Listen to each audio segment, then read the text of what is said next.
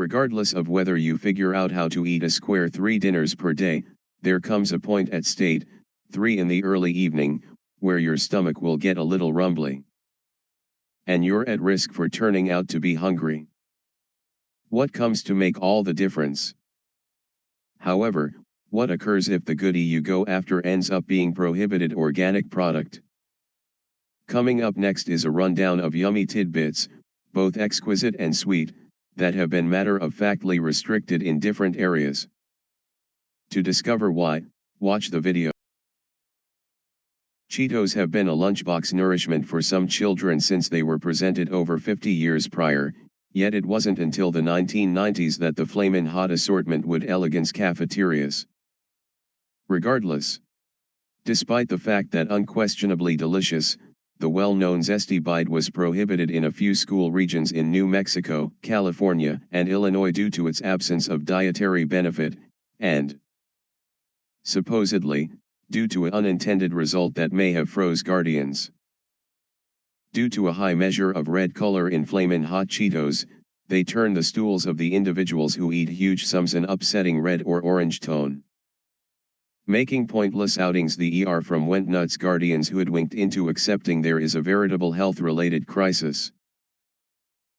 Ferraro, an Italian brand, is the producer of an infamous tidbit formerly called Kinder Surprise, yet more frequently alluded to as Kinder Eggs. The first Kinder Eggs were made out of a milk chocolate and cream shell, within which is a plastic holder.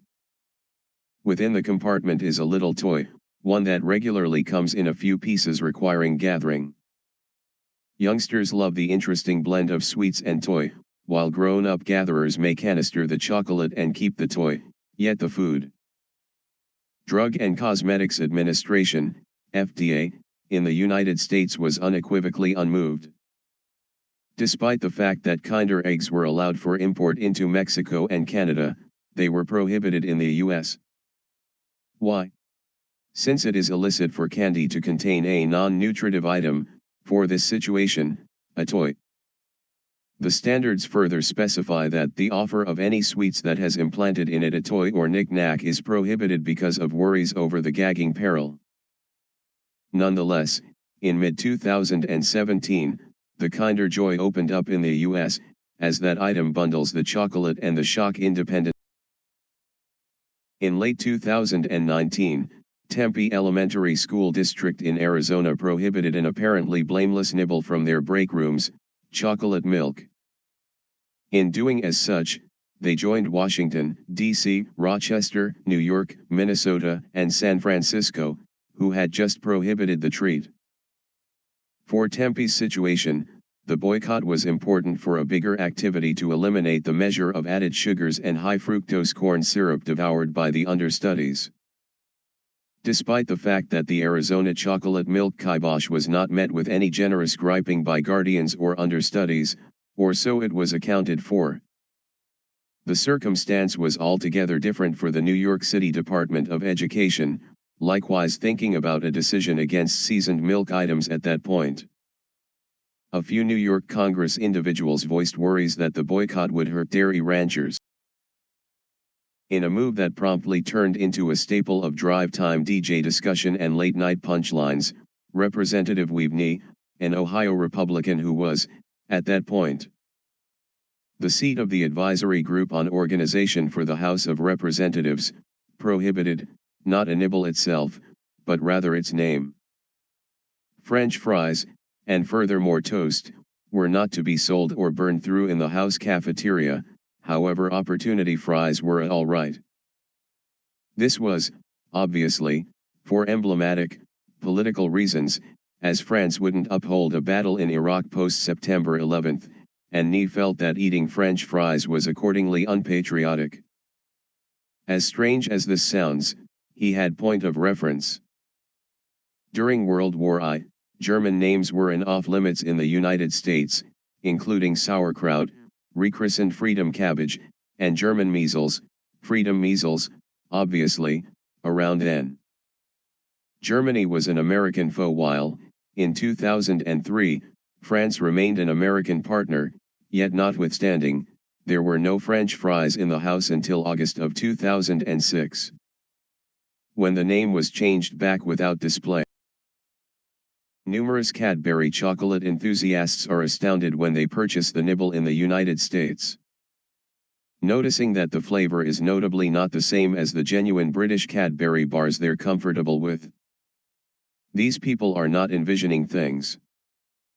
Chocolate monster Hershey possesses the rights to make and market Cadbury bars in the US, however it utilizes an unexpected formula in comparison to across the lake.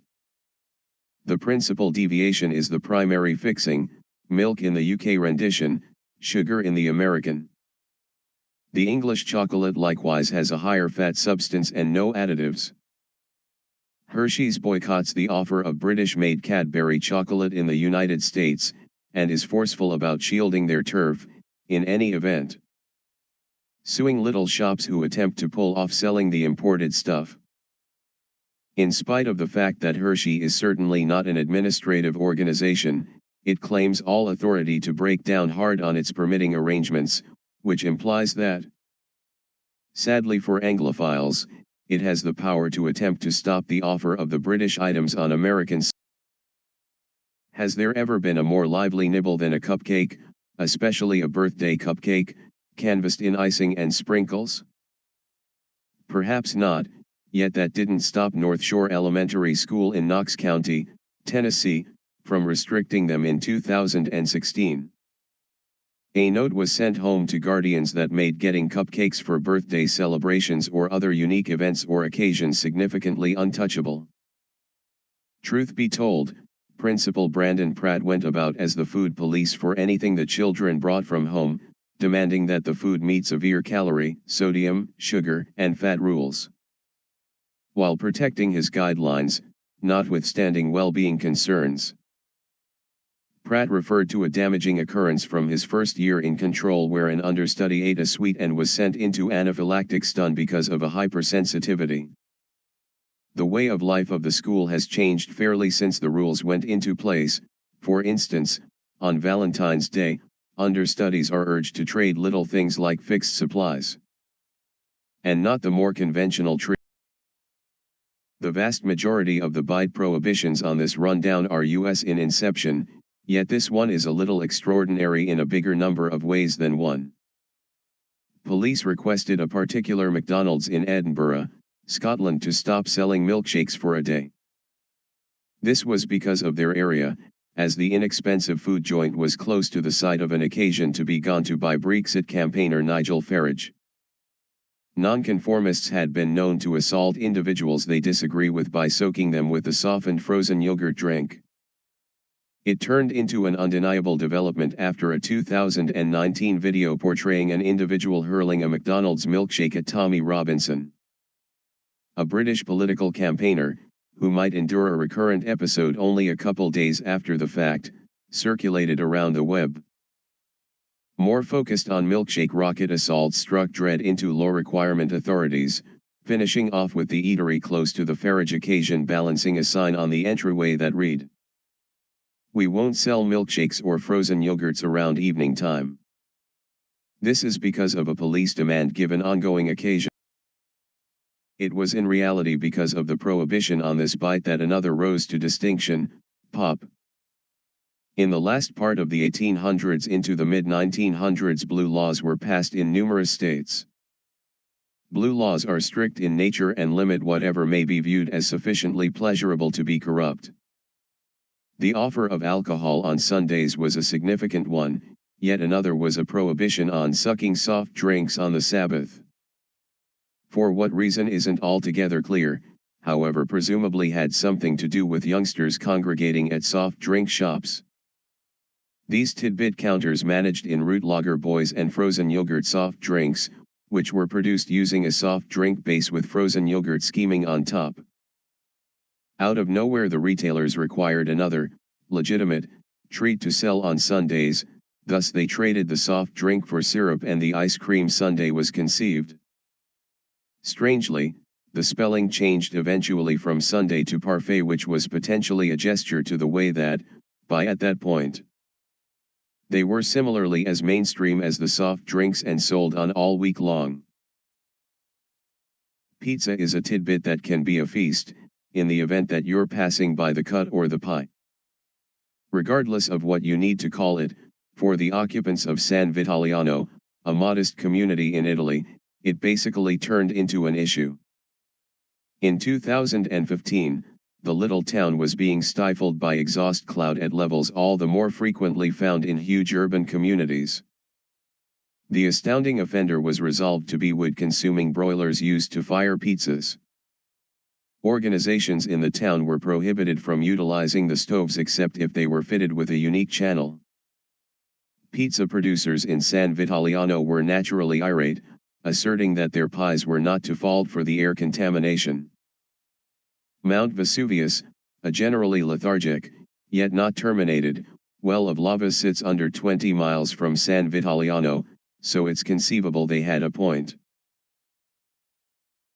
It appears to be insane to consider appreciating a film on the big screen without the steady soundtrack of people chomping on popcorn, yet at a certain point, the tidbit was prohibited at cinemas. At the point when films initially opened, they screened quiet movies, which required a more elevated level of proficiency and pulled in more complex crowds who regularly dressed and acted as though they were going to a conventional theater. The film houses themselves mirrored this, with costly goods, including extravagant rugs that proprietors didn't need food ground into, henceforth the restriction on popcorn. With the innovation of talkies, film-going society changed, thus did the theaters themselves. Proprietors acknowledged they could make a colossal benefit selling popcorn in their anterooms, thus we will presently perpetually connect the rich nibble with our #1 films. Thanks for watching. Please subscribe.